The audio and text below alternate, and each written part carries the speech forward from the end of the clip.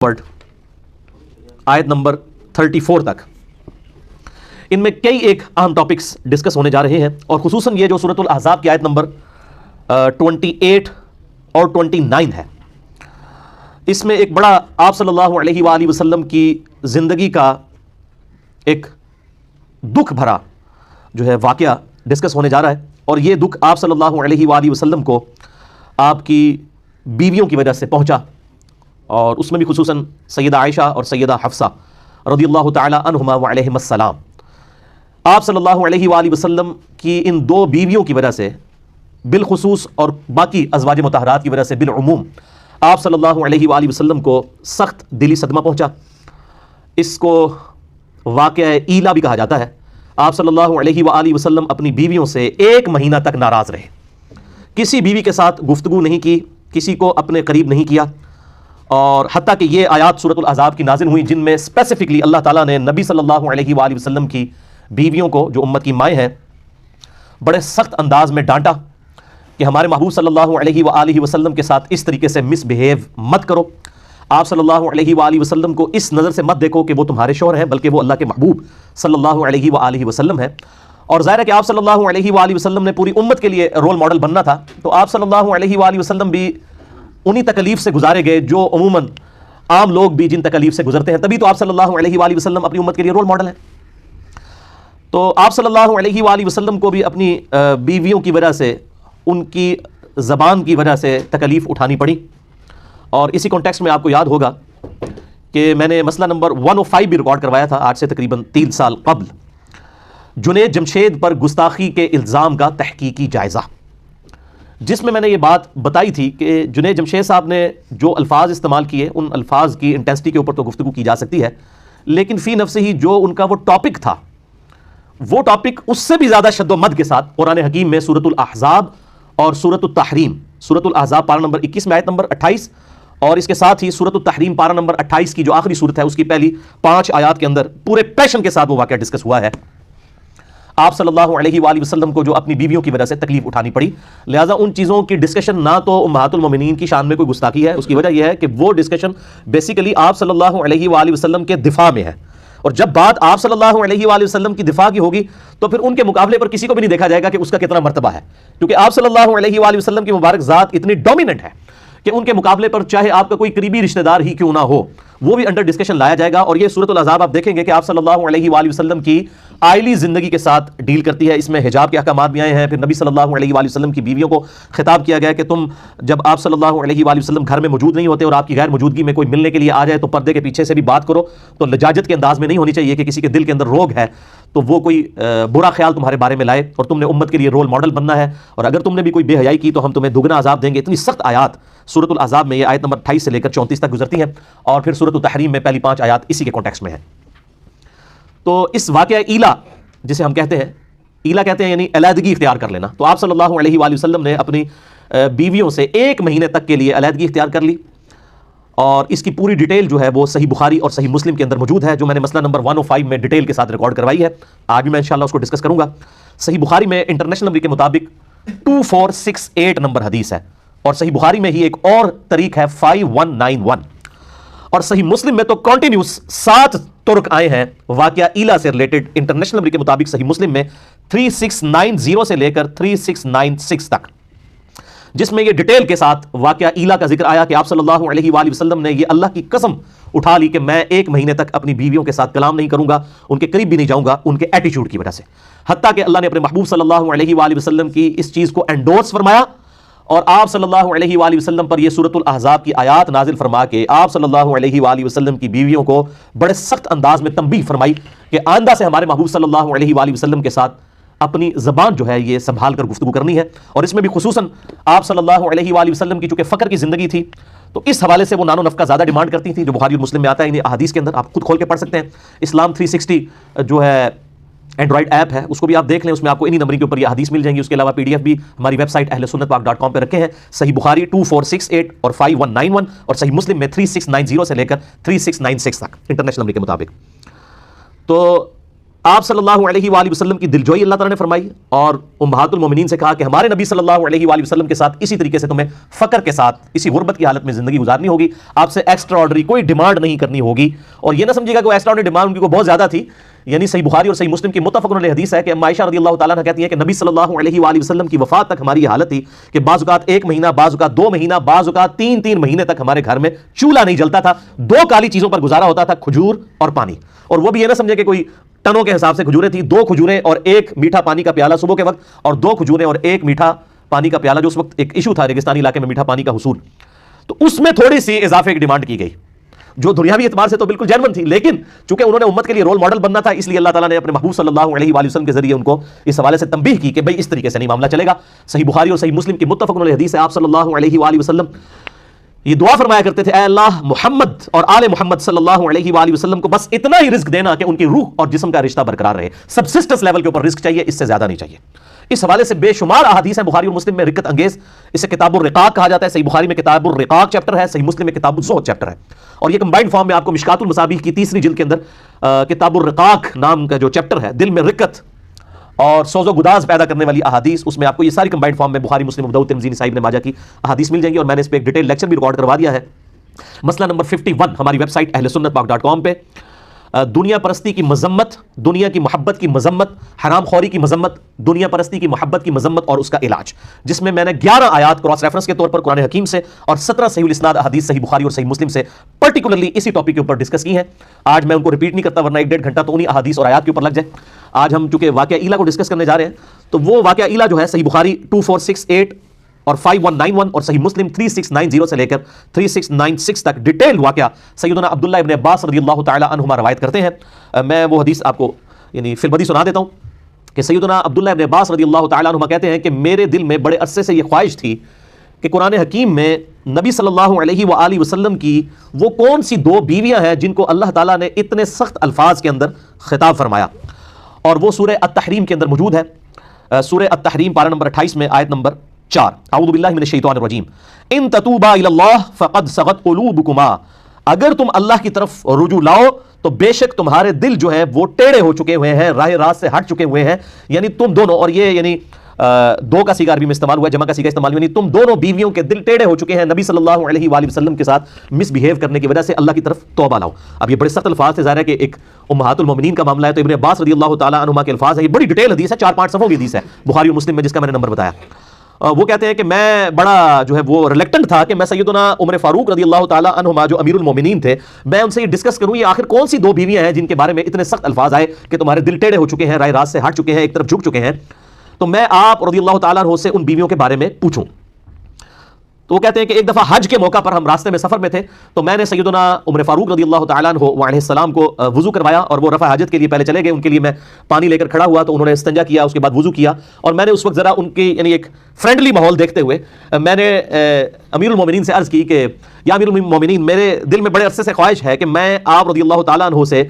نبی صلی اللہ علیہ وآلہ وسلم کی ان 2 بیویوں کے بارے میں پوچھوں کہ وہ کون سی 2 بیویاں ہیں جن کے بارے میں اتنے سخت الفاظ قرآن حکیم کے اندر آئے. سورہ التحریم کی آیت نمبر 4 میں بھی اور سورۃ الاحزاب میں آیت نمبر 28 کے اندر، وہ ہم بعد میں آیات پڑھیں گے تو آپ کو اندازہ ہوگا کہ کتنے سخت الفاظ اللہ تعالیٰ نے جو ہے اس حوالے سے نازل فرمائے. تو سیدنا عمر فاروق رضی اللہ تعالیٰ عنہ نے کوئی اس میں لحاظ، کوئی گستاخی نہیں سمجھی. انہوں نے سیدھا کہا کہ عائشہ اور حفصہ رضی اللہ تعالیٰ عنہما، ان میں سے حالانکہ ایک ان کی بیٹی بھی تھی، ایک سیدنا ابوبکر صدیق کی بیٹی سیدہ عائشہ بنت ابی بکر، اور دوسری طرف سیدہ حفصہ بنت عمر رضی اللہ تعالیٰ عنہم اجمعین وعلیہم السلام اجمعین. اور پھر کہتے ہیں میں نے کہا امیر المومنین میں تو بڑا ڈر رہا تھا آپ سے پوچھتے ہوئے، تو انہوں نے کہا کہ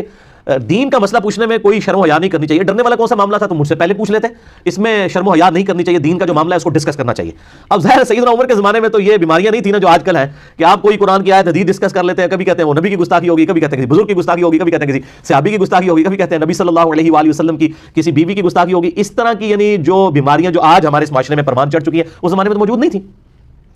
تو پھر سیدنا عمر فاروق رضی اللہ تعالیٰ عنہ سے انہوں نے عرض کیا کہ مجھے یہ ڈیٹیل واقعہ بتائیں. بخاری و مسلم کی اسی حدیث میں آتا ہے. تو سیدنا عمر نے کہا کہ میں تمہیں سناتا ہوں کہ جب ہم ہجرت کر کے مدینہ شریف آئے تو ہمیں ایک خاص ایکسپیرینس کرنا پڑا. جب تک ہم مکے میں آباد تھے تو ہماری بیویاں ہمارے بڑے کنٹرول میں رہتی تھی، اور اسلام آنے سے پہلے تو عورتوں کو ایز سچ کوئی مقام حاصل نہیں تھا. اس وجہ سے کبھی کسی عورت کی جرت نہیں ہوتی تھی کہ وہ اپنے خاوند کے ساتھ کسی معاملے میں زبان درازی کرے. لیکن جب اسلام آیا اور قرآن حکیم میں عورتوں کے حقوق نازل ہوئے تو ان حقوق نازل ہونے کی وجہ سے ظاہر ہے ایک بندہ ایک اس باؤنڈری کے اندر ہے، پھر تو بات ٹھیک ہے، لیکن اسی کی پلی لیتے ہوئے سیدنا عمر کہتے ہیں کہ ہماری عورتیں جو ہے نا وہ ہم پہ شیر ہونا شروع ہو گئی. مطلب یہ ہوتا ہے کہ نیچرل چیز ہے کہ جب آپ کسی کو اتھارٹی دیتے ہیں، یعنی ماں باپ ہیں وہ اپنے بچوں کی داڑیاں مڑوانے کے لیے مس یوز کرتے ہیں اپنی اس رسپیکٹ کو، اور کہتے ہیں جی دیکھو جی ماں باپ کا تو حکم ہے اور میں تو حکم دینا کہ داڑھی مڑا، تو وہ ماں باپ کے ادب کو مس یوز کیا جا رہا ہوتا ہے. حالانکہ بخاری اور مسلم کی متفق حدیث ہے مولا علی رضی اللہ تعالیٰ عنہ علیہ السلام سے کہ جو اطاعت ہے ماں باپ کی وہ یا کسی بھی مخلوق میں سے کسی بھی شخص کی، وہ اللہ تعالیٰ کی حدود کے اندر ہے. جہاں پر وہ اللہ تعالیٰ کے ساتھ معصیت والا معاملہ آئے گا پھر کسی کی کوئی اطاعت نہیں ہے، وہ کلیئر کٹ ہے. اور یہ کوئی راکٹ سائنس نہیں ہے، یہ جو حدیث ہے بخاری اور مسلم کی کہ تم میں سے کوئی شخص اس وقت تک مومن ہی نہیں ہو سکتا جب تک کہ میں اسے اس کے ماں باپ اولاد سب لوگوں سے بڑھ کر عزیز نہ ہو جاؤں. تو اس کا کیا مطلب ہے صرف نعرے مارنا؟ نہیں، مراد یہ کہ ماں باپ اولاد سب لوگ ایک طرف کھڑے ہوں، دوسری طرف نبی صلی اللہ علیہ وآلہ وسلم کا حکم ہو، آپ کی تابعداری ہو، تو اس کو ٹاپ پرائورٹی اللہ اور اس کے محبوب صلی اللہ علیہ وآلہ وسلم کی ذات ہونی چاہیے. تو سیدنا عمر کہتے ہیں کہ پھر ہماری بیویاں جو ہے وہ ہم پہ شیر ہونا شروع ہوگی، حتیٰ کہ جب ہم ہجرت کر کے مدینہ آئے تو مدینہ میں جو انصار کی عورتیں ہیں وہ پہلے ہی اپنے خاوندوں کے اوپر غالب تھیں. پھر ہماری بیویوں نے بھی جب ان کو دیکھنا شروع کیا تو ان کو ہور جنہوں کہتے ہیں پنجابی اللہ شیری ہو گئی، اور وہ ہمارے ساتھ یہ معاملہ کرنا شروع ہو گئی. پھر سیدنا عمر کہتے ہیں کہ ایک دن ایسا ہوا کہ میری بیوی نے ایک مسئلے میں میرے ساتھ زبان درازی کی، تو میں نے اسے ڈانٹا کہ تیری کیا جرت ہے کہ تو میرے ساتھ اس لہجے میں بات کر رہی ہے. تو سیدنا عمر کی بیوی نے آگے سے کہا کہ اے عمر جا کے تم اپنی بیٹی کی خبر لو حفصہ کی، جو رسول اللہ کے ساتھ اس سے بھی زیادہ سخت زبان میں بات کرتی ہے، اور نبی صلی اللہ علیہ وآلہ وسلم پورا دن غضبناک رہتے ہیں اور ناراض رہتے ہیں تمہاری بیٹی سے جو اس طریقے سے گفتگو کرتی ہے رسول اللہ کے ساتھ صلی اللہ علیہ وآلہ وسلم. اب سیدنا عمر ہو وہ میٹھے میٹھے مسلمان تو نہیں تھے نا، وہ تو بالکل اسٹریٹ فارورڈ مسلمان تھے. انہوں نے کہا سیدھی تیسی یہ کیسے ہو سکتا ہے؟ سیدنا عمر فاروق رضی اللہ تعالیٰ عنہ اسی ٹائم گھر سے نکلے اور اپنی بیٹی حفصہ کے پاس گئے اور کہا کہ میں نے تیرے بارے میں ایسی بات سنی ہے، کیا تو واقعی نبی صلی اللہ علیہ وآلہ وسلم کے ساتھ اس طریقے سے گفتگو کرتی ہے؟ انہوں نے کہا ہاں میں کرتی ہوں. دوسری روایت میں آتا ہے کہ انہوں نے پکڑ کے ان کا گلا دبانا شروع کر دیا اور مارنا شروع کر دیا. اور بخاری مسلم میں الفاظ آتے ہیں کہ جب سیدنا ابوبکر تک یہ بات پہنچے تو انہوں نے سیدہ عائشہ کا گلا دبایا اور ان کو مارا پیٹا ان کے گھر جا کے. حالانکہ ایک طرف امہات المومنین والا بھی رشتہ ہے، دوسری طرف بیٹی بھی ہے، لیکن نبی صلی اللہ علیہ وآلہ وسلم کی حمیت میں سیدنا ابوبکر عمر رضی اللہ تعالی عنہما نے ان سے اوپر کسی کو نہیں جانا آپ صلی اللہ علیہ وآلہ وسلم کی مبارک ذات سے. پھر سیدہ حفصہ کے ساتھ جب یہ معاملہ ہوا پھر سیدنا عمر جو ہے وہ سیدہ عائشہ کے پاس گئے، ان کو بھی جا کے ڈانٹا. سیدہ عائشہ نے کہا کہ جا کے اپنی بیٹی کی خبر لو، تم میرے پاس کس کیپیسٹی میں آئے ہو تم؟ تو پھر سیدہ ام سلمہ کے پاس چلے گئے جو امہات المومنین میں سے سینئر تھیں اور آخر میں فوت ہوئی ہیں 64 ہجری میں، واقعہ کربلا کے بھی 3 سال کے بعد. ام سلمہ کے پاس جب گئے تو سیدنا عمر فاروق رضی اللہ تعالیٰ عنہ کو ام سلمہ نے کہا کہ بھئی تم کس کیپیسٹی میں نبی کی بیویوں کو جا کے گھر میں جا کے سمجھا رہے ہو، یہ تمہارا کام بنتا ہے؟ تو سیدنا عمر کہتے ہیں کہ ام سلمہ نے مجھے اتنا ڈانٹا اس معاملے میں کہ نبی صلی اللہ علیہ وسلم کے گھر کے معاملات میں تمہیں دخل دینے کی کیا ضرورت ہے، کہ مجھے اس چیز کا احساس ہوا کہ واقعی میں نے کوئی غلط کام کیا. پھر کہتے ہیں کہ میں اس کے بعد گھر آ گیا. گھر آیا تو کچھ ہی دیر کے بعد میرا ایک دوست میرے پاس آیا، اس نے دروازہ کھٹکھٹایا اور اس نے کہا کہ جی بہت بری خبر لے کے آیا ہوں. تو سیدنا عمر فاروق رضی اللہ تعالیٰ عنہ کہتے ہیں کہ ان دنوں ہمیں جو غسان کا بادشاہ تھا عیسائی، اس کی طرف سے حملے کا ڈر تھا مدینہ شریف پہ، تو میں سمجھا شاید غسانی بادشاہ جو ہے وہ اپنی فوجوں کے ساتھ حملہ آور ہو گیا. تو میں نے کہا کہ کیا وہ غسانی بادشاہ آ گیا؟ انہوں نے کہا نہیں، نبی صلی اللہ علیہ وآلہ وسلم نے اپنی بیویوں کو طلاق دے دی ہے. تو سیدنا عمر نے کہا ستیہ ناس ہو حفصہ کا، اور اس طریقے سے وہ تو بڑے غصے ہوئے. انہوں نے اتنے سخت لفظ استعمال کیے کہ مجھے تو پہلے ہی ڈر تھا کہ یہ جس طریقے سے نبی صلی اللہ علیہ وآلہ وسلم سے ضرورت سے زیادہ نان و نفقہ ڈیمانڈ کرتی ہیں اور آپ صلی اللہ علیہ وآلہ وسلم کے ساتھ زبان والا معاملہ کرتی ہیں تو یہ تو بڑا سخت معاملہ ہو جائے گا. تو انہوں نے کہا میں تو مطلب حفصہ ہلاک ہو گئی. سیدنا عمر فاروق رضی اللہ تعالیٰ عنہ وہاں سے نکلے اور سیدہ حفصہ کے پاس پہنچے. وہاں پہ سیدنا ابوبکر صدیق بھی کھڑے ہوئے تھے اور لوگ یعنی زارو قطار اس معاملے میں پریشان تھے، رو رہے تھے اور کہ بھئی نبی صلی اللہ علیہ وسلم اپنی بیویوں سے الگ ہو گئے. آپ صلی اللہ علیہ وسلم اپنے گھر کی جو اوپر والی چھت ہے اس کے اوپر جا کے بیٹھ گئے. اور سیدنا عمر فاروق رضی اللہ تعالیٰ عنہ اسی طرق میں آتا ہے طریق میں صحیح مسلم کے کہ جا کے انہوں نے یعنی سیدہ حفصہ کو بھی مارا اور سیدنا ابوبکر صدیق نے جا کے سیدہ عائشہ کو مارا کہ تم نے اس طریقے سے حرکت کیوں کی ہے. اور پھر سیدنا عمر جو اجازت لے کے نبی صلی اللہ علیہ وسلم کی خدمت میں حاضر ہوئے، سیڑھیاں چڑھ کے اوپر گئے اور انہوں نے جو گھر کا نقشہ کھینچا ہے یقین کریں انسان کی آنکھوں میں آنسو آ جاتے ہیں. گھر میں کوئی بھی چیز نہیں سوائے ایک چمڑے کا تکیہ جس کے اندر کھجور کے جو ہے وہ پتے بھرے ہوئے ہیں، اور آپ صلی اللہ علیہ وسلم نے ایک تہمت پہنی ہوئی ہے، اوپر بھی کوئی چادر نہیں ہے نہ کوئی قمیض ہے، اور ایک کھجور کی چھال کے اوپر آپ صلی اللہ علیہ وسلم لیٹے ہوئے ہیں. آپ کے جسم مبارک کے اوپر بھی جو ہے وہ اس کھجور کی چھال کے نشان ہے. اور سیدنا عمر نے دیکھ کے رونا شروع کر دیا اور کہا یا رسول اللہ صلی اللہ علیہ وسلم یہ دنیا کے بادشاہ جو ہیں کسرا جو ہے وہ اتنے بڑے مزے لوٹ رہے ہیں اور آپ اللہ کے نبی ہو کے اس حالت میں. تو سیدنا عمر سے آپ صلی اللہ علیہ وسلم نے فرمایا کہ عمر لگتا ہے کہ دنیا کی حقیقت تم پہ ابھی تک نہیں کھلی، کیا تم اس بات پر راضی نہیں ہو کہ کسرا دنیا کے مزے لوٹیں اور ہم آخرت کی سعادت. بس یہ آخری حصہ ہماری حدیث کی کتابوں میں لکھا جاتا ہے، یہ پوری حدیث اس طرح ہے بخاری اور مسلم کی. بہرحال پھر انہوں نے سیدنا عمر کہتے ہیں کہ نبی صلی اللہ علیہ وآلہ وسلم انتہائی غمناک تھے، تو میں نے کوشش کی کہ میں کوئی ایسی بات کروں کہ آپ کو ہنساؤں. تو پھر کہتے ہیں کہ میں نے آپ صلی اللہ علیہ وآلہ وسلم سے وہ سارا قصہ بیان کیا، اور میں نے کہا یا رسول اللہ دیکھیں جب تک ہم مکے کے اندر تھے ہماری بیویوں کی جرت نہیں ہوتی تھی کہ ہمارے ساتھ زبان درازی کریں، جب ہم مدینے میں آئے ہیں اور یہاں پہ بھی انصار کی عورتوں کو دیکھ کے ہماری بیویاں بھی مطلب وہ اس طریقے سے زبان درازی کرنا شروع ہو گئی ہیں، اور یہ نبی صلی اللہ علیہ وسلم یہ جب باتیں سنی تو آپ صلی اللہ علیہ وسلم ہلکے سے مسکرائے، یعنی ان کی ان باتوں کی وجہ سے کہ بھئی یہ تو ریئلٹی بیان کر رہا ہے، ایسا ہی ہوا ہے۔ اور پھر اسی طریقے سے پھر بتایا کہ میں نے تو اس طرح کیا حفصہ کے ساتھ، اور پھر میں جو وہ ام سلمہ کے پاس گیا تو ام سلمہ نے مجھے کہا کہ تجھے کیا ضرورت تھی نبی کے گھر میں دخل دینے کی، تو پھر سیدنا عمر کہتے ہیں کہ مجھے بڑی شرمندگی ہوئی، تو اس بات پہ بھی نبی صلی اللہ علیہ وآلہ وسلم بڑے مسکرائے کہ شرمندگی اس بات پہ کہ میں نے اپنی بیٹی کو کیوں مارا جا کے، یعنی نبی صلی اللہ علیہ وسلم اس بات پہ مسکرائے کہ یعنی نبی صلی اللہ علیہ وسلم کی مبارک یعنی عزت کا اس قدر سیدنا عمر کو خیال ہے کہ انہوں نے اپنی بیٹی کو مارا، اور پھر مارنے کے بعد حالانکہ مارنا باپ اپنی بیٹی کو مار رہا تھا لیکن اس کے بعد ان کو اس چیز کا احساس ہوا کہ مجھے یہ کام نہیں کرنا چاہیے تھا۔ نبی صلی اللہ علیہ وآلہ وسلم نے بعض معاملات کے اندر جو ہے وہ مطلب مسکراہٹ کا اظہار فرمایا اور ساتھ ساتھ اپنا سر مبارک بھی ہلایا۔ پھر یہ ساری تمہید بنا کے نبی صلی اللہ علیہ وآلہ وسلم سے سیدنا عمر نے پوچھا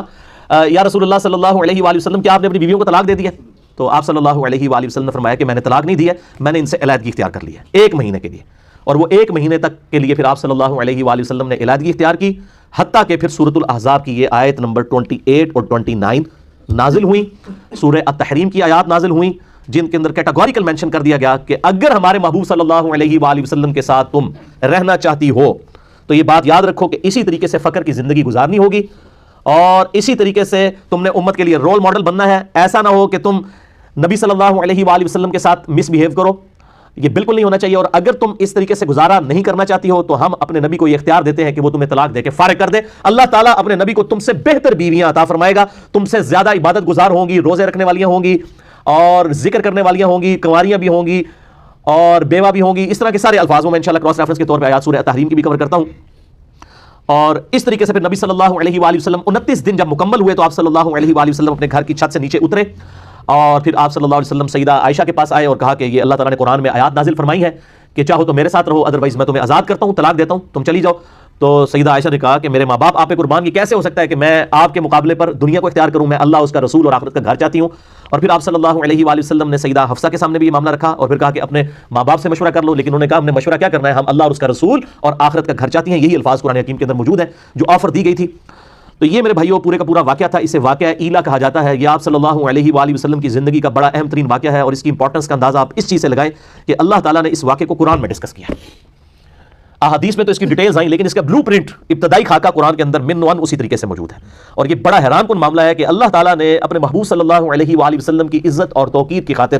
بالکل اس چیز کا خیال نہیں کیا کہ آپ کی بیویاں قیامت تک ڈسکس ہوں گی، اس حوالے سے کہ جو انہوں نے نبی صلی اللہ علیہ وآلہ وسلم کے ساتھ اس طریقے سے زبان کے معاملے میں احتیاط نہیں کی۔ اللہ تعالیٰ نے اس چیز کا خیال نہیں فرمایا کیونکہ آپ صلی اللہ علیہ وآلہ وسلم امت کے لیے رول ماڈل ہیں، آپ صلی اللہ علیہ وآلہ وسلم کی بیویاں امت کی عورتوں کے لیے رول ماڈل ہیں، آپ صلی اللہ علیہ وآلہ وسلم کی بیٹیاں امت کی عورتوں کے لیے رول ماڈل ہیں، لہٰذا وہ اسی طریقے سے ڈسکس ہوں گی اور قیامت تک ڈسکس ہوں گی۔ لیکن ہمارے ہاں آپ کو پتہ ہے کہ خاص مکتبہ فکر ہے جن کو بچپن سے یہ پٹی پڑھا دی گئی ہے کہ آپ نے کوئی بھی بات اس طریقے سے کی جس میں انبیاء کرام علیہم السلام یا صحابہ کرام علیہم رضوان یا امہات المومنین کے بارے میں جو اللہ تعالیٰ نے قرآن حکیم میں ڈسکشن کی ہے، ان کی کمزوریوں کے بارے میں اس کو ڈسکس کرنا گستاخی شمار کیا جائے گا۔ میرا خیال ہے یہ عقیدہ پروپیگیٹ کرنا اور اس کو بیان کرنا بذات خود ہی کفر کے کیٹیگری میں لے جائے گا، کیونکہ are you trying to teach your God, کیا اپنے خدا کو آپ یہ ٹیچ کرنا چاہتے ہیں کہ قرآن حکیم میں یہ آیات کیوں نازل فرمائی؟ یہ بڑا خطرناک معاملہ ہے۔ اسی لیے میں اکثر یہ کہا کرتا ہوں کہ وہ خدا اور وہ اللہ جو انڈیا پاکستان بنگلہ دیش کے علماء نے اپنی پبلک کو جس کا تعارف کروایا ہے وہ خدا اور ہے، اور جو خدا قرآن اور سنت